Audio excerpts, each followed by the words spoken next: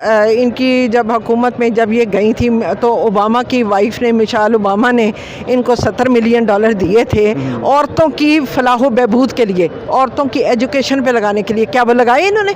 वो सारे इन्होंने अपने खाते में शुमार किए और अपने अकाउंटों में। इस वक्त पीटीआई की एमपी शबाना बशीर हमारे साथ मौजूद हैं। गुफ्तगू करते हैं कि इनकी ज़िंदगी के सफ़र के हवाले से कैसे इन्होंने सियासत में कदम रखा और कैसे ये एमपी में मुंतखब होती हैं, क्या पहली पार्टी है इनकी या उन्होंने चेंज किया है। गुफ्तगू करते हैं इनसे। अस्सलाम वालेकुम। वालेकुम सलाम जी। सबसे पहले मेरा आपसे सवाल ये है कि अपने सियासी सफ़र के हवाले से बताइएगा, कैसे सियासत में आप आई हैं? मैं पाकिस्तान तहरीक इंसाफ की फाउंडर मेंबर हूँ और सन 2000 में मैंने ये ज्वाइन की थी और इस वक्त आप देख लें कि 22 साल है मैं इसी पार्टी के साथ मुंसलिक हूँ और रहूँगी, क्योंकि 22 साल पहले ही हमने ये महसूस कर लिया था कि ये वो पार्टी है जिसकी ज़रूरत है इस मुल्क को। क्योंकि उस वक्त 2000 के करीब ये जो पार्टियाँ दोनों थीं, मुस्लिम लीग नून और ये पीपल्स पार्टी, ये दोनों पार्टियाँ बारी बारी आती थीं इक़्तिदार में और 15-15 साल दोनों ने गुजारे और मुल्क का बेड़ा गर्क कर रहे थे। ये उस वक्त ही कर्ज़ उतारो, मुल्क संवारो, कभी कोई स्कीम लूटने के इन्होंने ढंग बनाए हुए थे। तो हमने उसी वक्त ये चीज़ महसूस कर ली थी कि ये दोनों पार्टियाँ मिलकर जो हैं मुल्क को लूट रही हैं और ये मुल्क को इस दहज तक पहुँचा देंगी जहाँ पर इस मुल्क का जो है वो हाल अबतर हो जाएगा। तो आप यही देखें कि 2018 में जब हमने हुकूमत संभाली तो उस वक़्त पहले 6 महीनों में हमें इनकी किस्तें उतारने के लिए जो तगोदो करनी पड़ी, उस वक़्त पाकिस्तान अगर वो ना हम उतारते तो पाकिस्तान दिवालिया हो चुका होता। मतलब कि 15-15 साल गुजारने के बावजूद इन्होंने मुल्क की ये हालत की हुई थी। और आप इनके अपने देखें कैसे महल बने हुए हैं, एक की फैक्ट्रियों से 30-30 फैक्ट्रियाँ बन गई हैं और कारोबार देखें, हर पाकिस्तान के हर कारोबार पे इनकी ग्रिप है।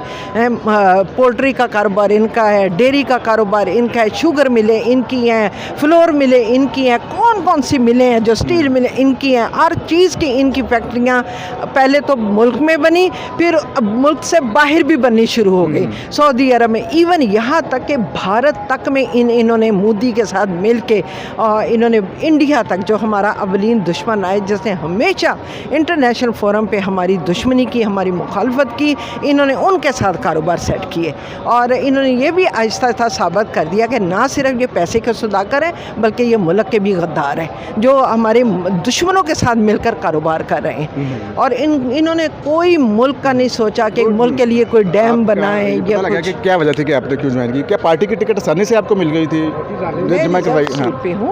मैं रिजर्व सीट पे हूँ और मेरी परफॉर्मेंस की वजह से, मेरी कारकर्दगी की बिना पर कि जिस तरह हमने ये 22 साल का सफ़र तय किया है, आपको भी पता होगा कितनी कठिन मरहले बीच में आए हैं, कितनी हमने जो हैं वो सहूलतें, परेशानियाँ, तकलीफ़ें अभी तक भी हम किस तरह इनको फेस कर रहे हैं। क्योंकि ये दोनों पार्टियाँ अभी एक माफिया बन चुकी हैं, ये पार्टियाँ नहीं रही, ये मुल्क पर ऐसे काबज़ हैं और जाने का नाम नहीं लेते। इनको इक़्तिदार का बड़ा ना हवस हो गई है, लालच हो गई है इनको, और ये जाने का नाम नहीं ले रहे हैं। तो अगला सवाल मेरा ये है कि मरियम नवाज़ के बारे में आप क्या कमेंट्स करेंगे? एक तस्वीरें ट्विटर पे वो लगाती हैं कि देखें जी मैं वहाँ गई हूँ, मैंने सर पे हाथ रखा है। क्या ये ट्विटर पर फ़ैन फॉलोइंग्स लेने का अच्छा तरीका है लोगों का दिल? ये ऐसे इनके टोपी ड्रामे हैं। इस तरह की अगर हमदर्दी होती है इनको तो जब इनकी जब हुकूमत में जब ये गई थी तो ओबामा की वाइफ ने, मिशेल ओबामा ने इनको $70 मिलियन दिए थे औरतों की फलाह व बहबूद के लिए, औरतों की एजुकेशन पे लगाने के लिए। क्या वो लगाए इन्होंने?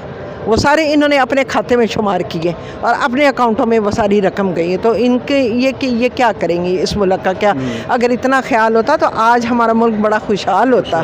जी ठीक है। अच्छा, तो आप ज़िंदगी में ठीक है, पैसे वाली हैं कि ज़िंदगी बस गुजर बसर हो रहा है? देखिए जी, पैसे को आप छोड़ें, जो इंसान इज़्ज़त कमाता है वो बहुत बड़ी चीज़ है, वो पैसे से बढ़ के चीज़ है। इज़्ज़त कमाना एक ऐसी चीज़ है जो अनमोल होती है, जिसका कोई मोल नहीं होता। मेरे वालिद साहब 16 साल गवर्नर हाउस में डॉक्टर रहे और उन्होंने भुट्टो का ज़माना और उससे पहले का सारा ज़माना देखा, जब मार्शल्ला भी थे, जनरल मूसा थे, जनरल अतीक रहमान थे, सादिक हुसैन कुरैशी, गुलाम मुस्तफ़ा खर जब ये गवर्नर थे, उस दौर में हमने वक्त गुजारा और हमने सादगी में भी बहुत शाहाना ज़िंदगी गुजारी। आप अभी किसी से ये पूछ रहे कि सोने का चमचा, तो मैं तो बड़े फ़ख्र से कहूँगी कि मैं सोने का चमचा लेके इस तरह पैदा हुई कि हमारे वालिद साहब की बहुत इज़्ज़त थी और हमने वो इज़्ज़त बड़े शाहाना तरीके से गुजारी है। تو میں سمجھتی ہوں کہ پیسہ کوئی چیज़ نہیں ہوتی, عزت جو ہے بہت بڑی چیज़ ہوتی ہے. تو ایم پی آپ کس شہر کی ہیں؟ میں لاہور سے ہوں. جی ہاں. تو مستقبل میں کیا دیکھ رہی ہیں کہ پی ٹی آئی مضبوط ہے, الیکشن جو ہوئیں گے جیت جائے گی؟ انشاء اللہ تعالیٰ جتنا یہ دیکھیں آپ, یہ جتنا عمران خان کو ہمارے لیڈر کو دبا رہے ہیں, یہ اتنا ہی ابھر کے جو ہے وہ سامنے آ رہے ہیں. اور عوام میں ان کی جو ہے دونوں پارٹیوں کی نفرت اس حد تک بڑھتی چلی جا رہی ہے. جو یہ اوچھے ہتھ کنڈے کر رہے ہیں, صحافت پہ پابندیاں لگا رہے ہیں, صحافیوں کو یہ کتنا ذلیل و خوار کر رہے ہیں, چینلز پہ پابندیاں لگا رہے ہیں, یہ سب ان کے خلاف جا رہی ہیں چیزیں.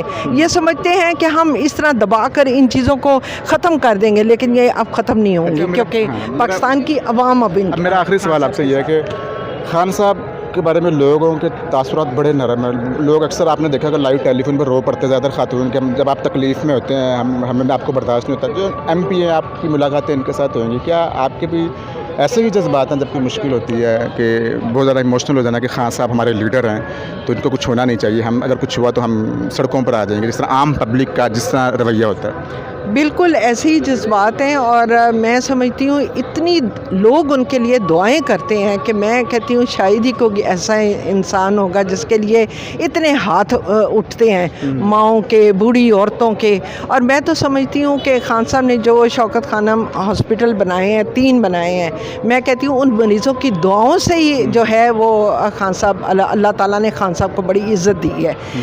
ان دیکھیں نا ان ماؤں کو جن کے بچے وہاں سے صحت یاب ہوتے ہیں, وہ کتنی دعائیں کرتی ہوں گی ان کے لیے. جن غریبوں کے بچے میاں والی میں نمل یونیورسٹی میں پڑھتے ہیں, وہ کتنی دعائیں لیتے ہوں گے. اور اب تو 22 کروڑ عوام میں آپ دیکھیں کہ عوام کی دعائیں کتنی ان کے ساتھ ہیں.